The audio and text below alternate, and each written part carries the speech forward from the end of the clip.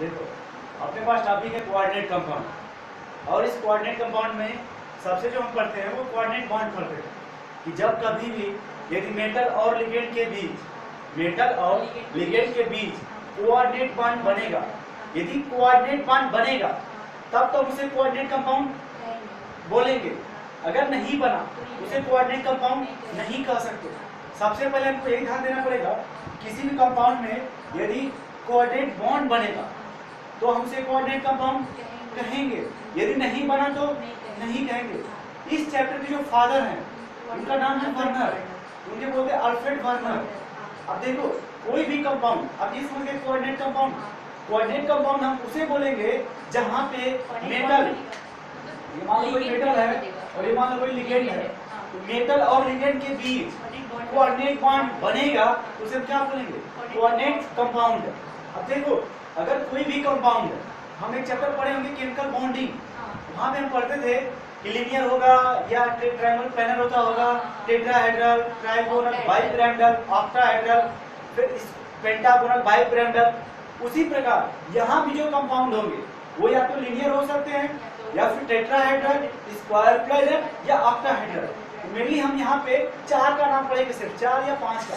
पहला लीनियर के बारे में, दूसरा हम लोग यहाँ पढ़ेंगे ट्राइगोनल, बाइपिरामिडल, और फिर टेट्राहेड्रल, स्क्वायर प्लेनर और ऑक्टाहेड्रल।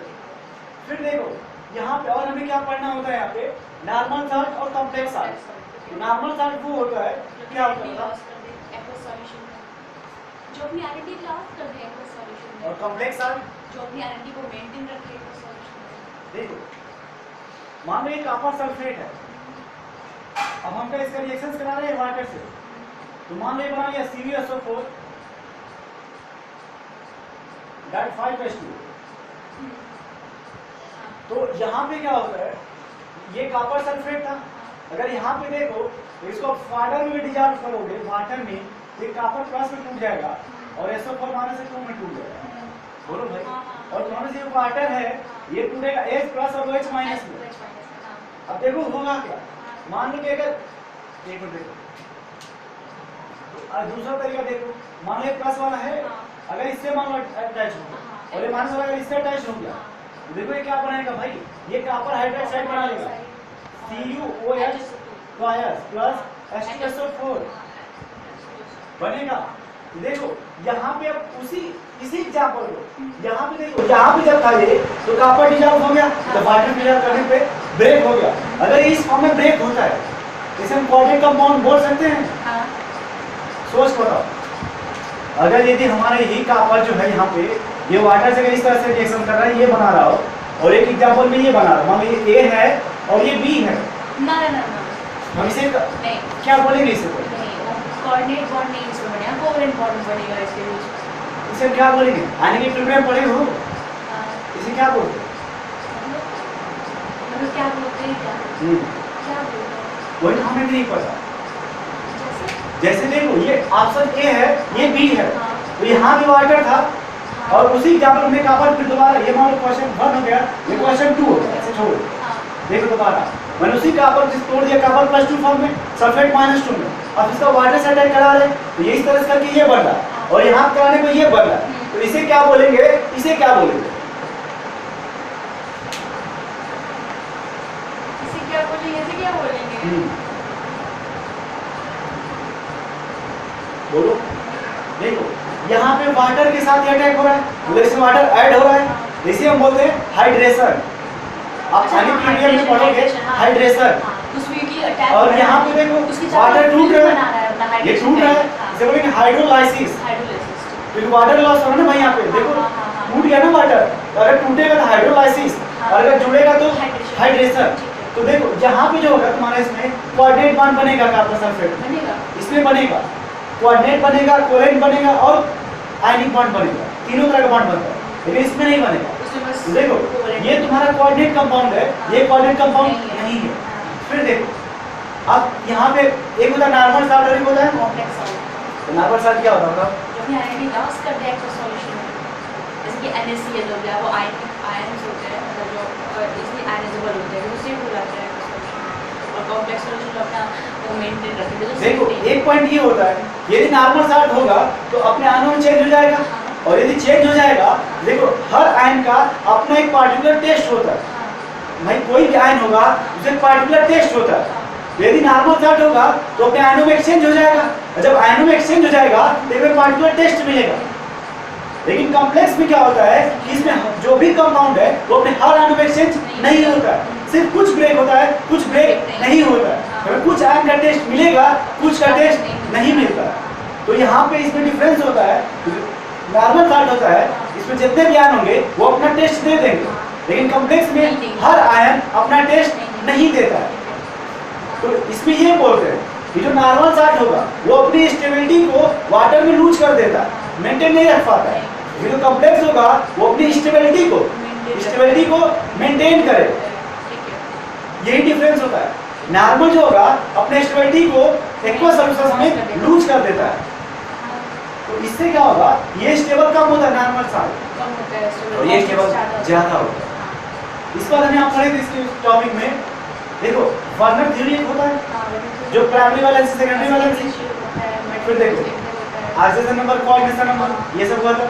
इसका अभी से पढ़े थे वो सेंटर मेटल एटम, अब देखो प्रोवाइड करता है नंबर ऑफ वैकेंट ऑर्बिटल्स। मान लो कि नॉर्मल साल्ट एग्जांपल ले लो, तो हमें एग्जांपल बताओ, मोहर साल्ट का एग्जांपल बताओ।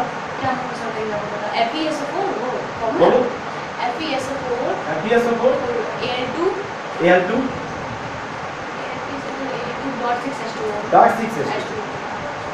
सही है। अब पोटासियम को बताओ।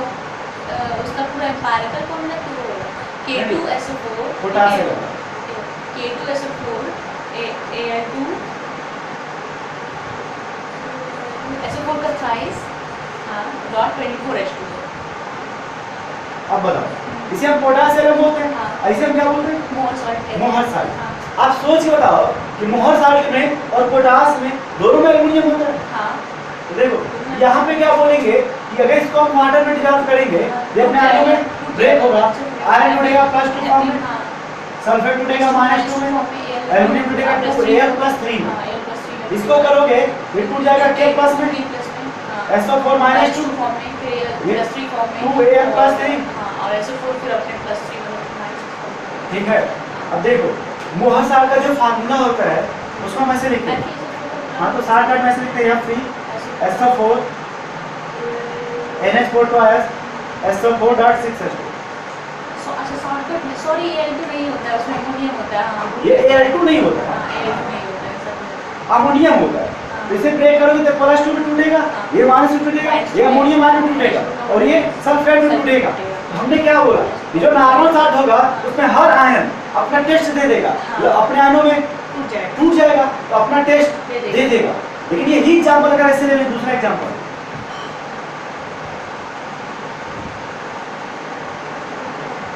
देख लो, ये जब इसी के बाद तुम विचार करोगे तो टूटेगा 4 ये नहीं टूटेगा, ये ऐसे रहेगा कि CO2 बॉन्ड वो जो ब्रैकेट है उसके चलते, वो ब्रैकेट ही निशान है कोऑर्डिनेट। तो ये जो ब्रैकेट है जो इसके अंदर होता है वो अपने आप में ब्रेक नहीं होता है, और जब ब्रेक नहीं होगा तो ये यहाँ पे हमें कोई टेस्ट नहीं देगा, सिर्फ ये टेस्ट देगा, लेकिन ये टेस्ट नहीं देगा। इसीलिए हम बोलते हैं कि जो कॉम्प्लेक्स साल्ट होता है उसमें हर आयन अपना टेस्ट नहीं देगा, लेकिन नॉर्मल साल्ट अपना टेस्ट हर आयन दे देगा। और इसमें कुछ याद दिला, फिर जब वो बोले थे कि भाई ये सेंट्रल एटम है, ये देखो ये कॉम्प्लेक्स स्फीयर, तो कॉम्प्लेक्स साल्ट में दो पार्ट होता है कॉम्प्लेक्स साल्ट में, एक क्या होता है कॉम्प्लेक्स स्फीयर, तो देखो ये हो गया आउटर स्फीयर और एक हो गया कॉम्प्लेक्स स्फीयर। तो आउटर स्फीयर और कॉम्प्लेक्स स्फीयर के बीच एक फोर्स कार्य करता है, इलेक्ट्रोस्टैटिक फोर्स कार्य करता है, वही फोर्स इसको बाइंड किया रहता है, जोड़ा रहता है। अब फिर देखो अब ये कॉम्प्लेक्स स्फीयर है, तो कॉम्प्लेक्स से बोल सकते हैं भाई, तो कहते हैं कि जो कॉम्प्लेक्स स्फीयर है इसमें सेंट्रल एटम ये है, या सेंट्रल मेटल बोलो, और सेंट्रल मेटल अधिकतर डी ब्लॉक के होते हैं या तो एफ ब्लॉक के होते हैं। कभी कभी आपको मैग्नीशियम मिल जाएगा और कभी पी के भी मिल जाते हैं एग्जाम्पल, जैसे एल्युमिनियम, बोरान, तो एक दो एग्जाम्पल उसके भी मिल जाएंगे, पी ब्लॉक के भी, बट अधिकतर आपको डी और एफ के मिलते हैं, बट डी के और ज्यादा मिलेंगे, एफ के कम मिलते हैं। तो देखिए ये तुम्हारा सेंट्रल एटम है, हम बोल सकते हैं कि कॉम्प्लेक्स स्फीयर के अंदर ये सेंट्रल एटम होगा और जो सेंट्रल एटम है वो डिफरेंट टाइप के मॉलिक्यूल से घिरा होगा या ग्रुप से घिरा होगा और इसी ग्रुप को हम बोलते हैं लिगेंड। बोलो भाई। अब देखो ये जो तुम्हारा आउटर स्फीयर है ये आयनाइजेबल हो सकता है, लेकिन जो कॉम्प्लेक्स स्फीयर है वो आयनाइजेबल नहीं हो सकता। मींस ये अपने आयनों ब्रेक नहीं हो सकता। इतना हुआ था।